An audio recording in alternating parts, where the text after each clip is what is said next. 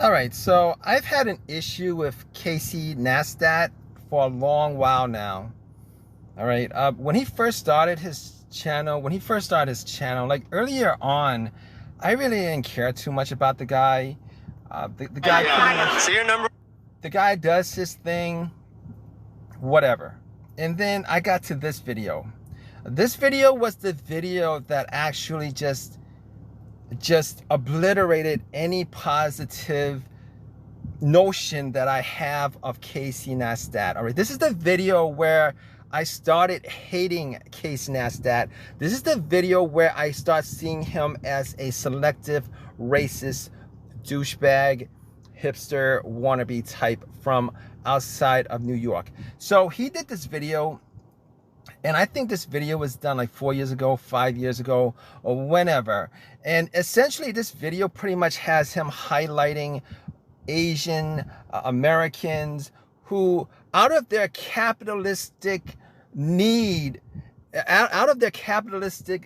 for food and needing to get money for food and living expenses and stuff like that, they took up a job to wait online for an iPhone. So he did this video that portrayed Asian Americans who are capitalistic, who aren't breaking the law, who aren't do any of that stuff, you know, and he made them look so bad in this video that I wanted to punch Casey Neistat out. All right, we all know, if you guys watch any of Casey Neistat's video, the only minority that Casey Neistat showcases are black people. Like every single thumbnail, if it's not just him or not just him and white people, if there's a minority in the thumbnail, it'll be a black person. It'll be a black dude, particularly. It's beyond ridiculous. Hey, Casey, New York City is filled with all different kinds of minorities. It's filled with Indian Americans. It's filled with hardworking Indian Americans, Asian Americans, Latino Americans, Arab Americans. It's filled with minorities of all different kinds, and the only minority that you showcase in your thumbnail are black people. And then the only time you actually showcase Asian Americans is negatively. All right, and you do that because you can get away with it. Like, you can do that if there were black people waiting on this line, which I'm pretty sure there were. There are black people doing the same exact thing, and you didn't showcase that. But if you did showcase it, and you wouldn't, I know you wouldn't, because you do not want to come off as a racist. You wouldn't put that camera on one single black person on that line and say, look, you know, blah, blah, blah, and make a huge story about it, particularly them getting arrested. This was the most racist, one of the most racist videos that I've seen from the era. And I've always said that cinematographers, people who work in the media, this is not about entertainment.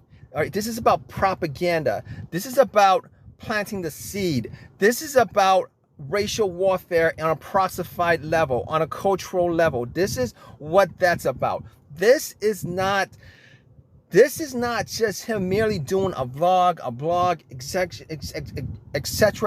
This is why this matters so much to me. I have gone off my way to commented on his vlogs, telling him how much of a douchebag I think he is, how much of a racist that he is, how much of a wannabe that he is.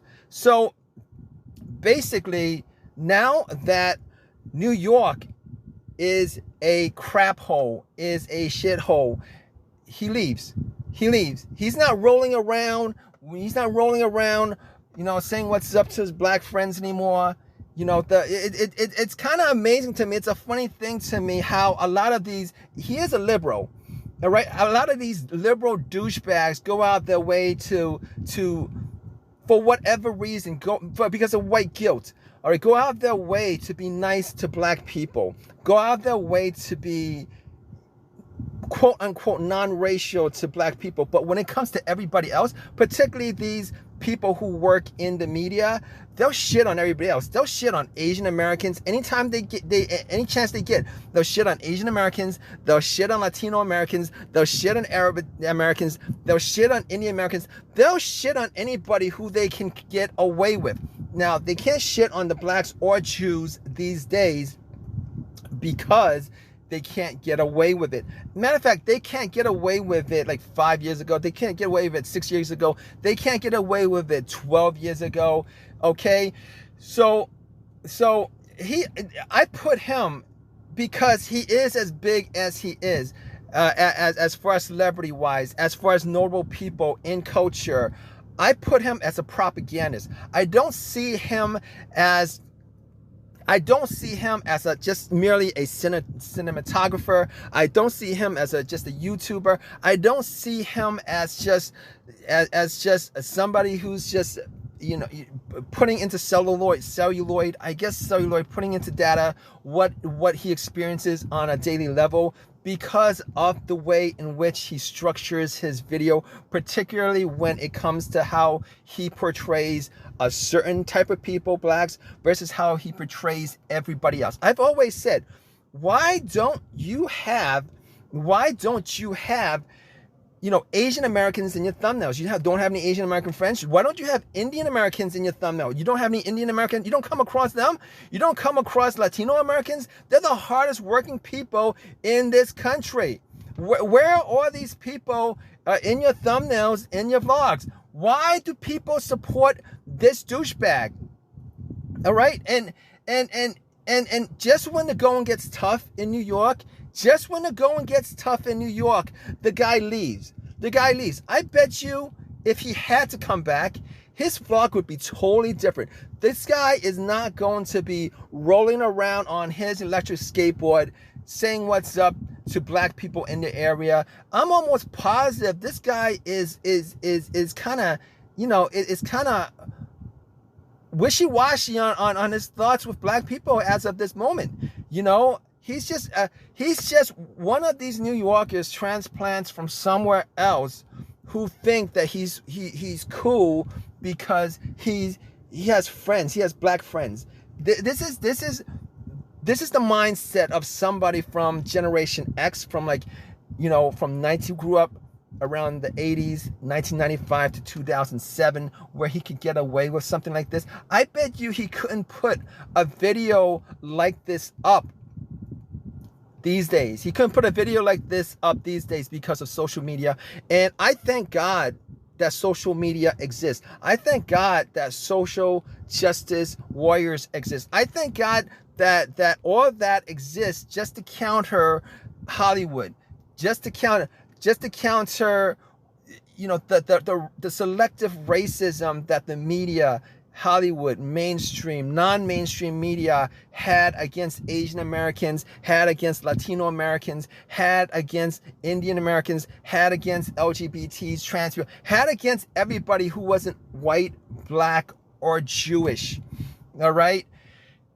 I've called Casey Neistat a coward. He's never responded back to me. He's never put out a video responding to this. He's never deleted this video. All right, and here's the thing, and I will repeat this, because if this woman was black, if these people on this line were black, he would definitely not make a story out of it. 100%.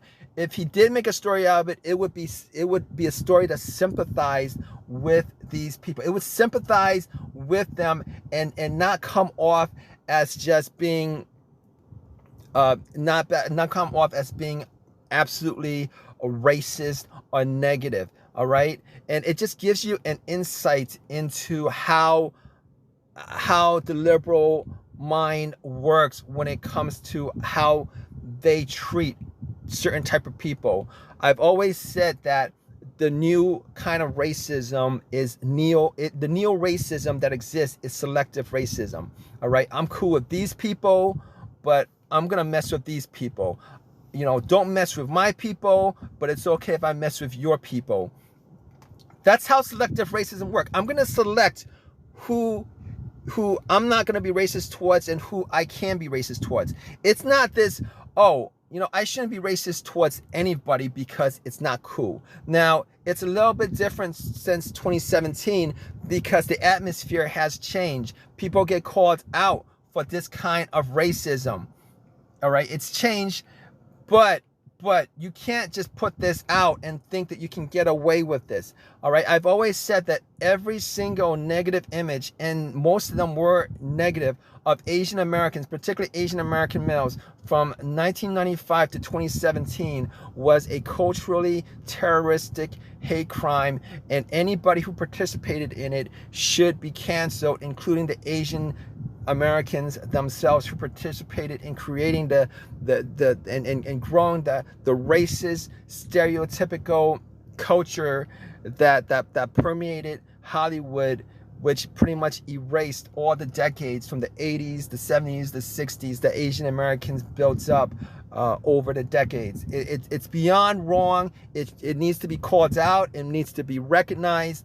Hollywood essentially railroaded Asian Americans for a good 25 years until social media essentially had everybody pointing the finger at everybody who committed these kinds of racial acts. This video itself is a hate crime. This video itself is a hate crime. This video itself should be taken down. This should not be tolerated. He should definitely at least be canceled for something like this. And Casey, if you're watching this video, hit me up, man. All right, I'll have a discussion with you. You know what? I don't know if I'll have a one-on-one discussion with you. I don't really care for that, but it's good enough. All right, for the damage that the media has done from 1995 to 2017 was ridiculous. But it needs to be recognized how insidious Hollywood was for the last 25 years. It needs to be recognized. People need to be held accountable for it. The damage was done for 2.5 decades where they railroaded Asian Americans in this country.